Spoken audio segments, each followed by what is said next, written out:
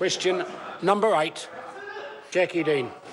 Speaker, my question is to the Minister of Health and asks, can he confirm that over 500,000 patients received a first specialist assessment in the last financial year, an increase of 26% on the number performed in 2008-09?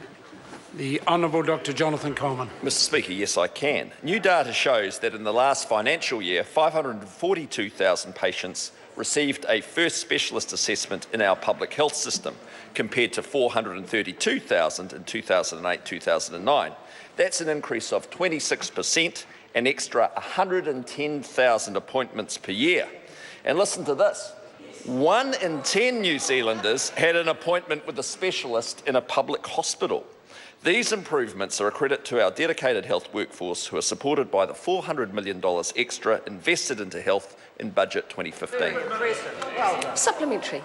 Supplementary question, Jacqui Dean. To the Minister, how many medical first specialist assessments were completed as part of this overall figure? The Honourable Dr Jonathan Coleman. Mr Speaker, there's been a large increase in the number of people receiving a first specialist assessment for medical as opposed to surgical needs.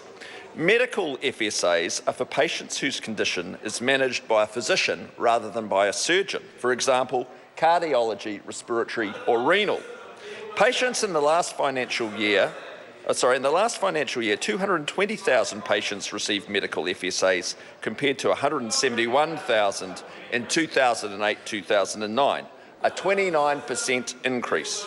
That adds to the great work being done to increase the number of surgical FSAs over the last 7 years.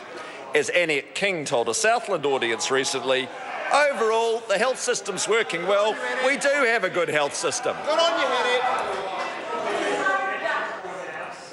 Question number 9, the Right Honourable Winston Peters.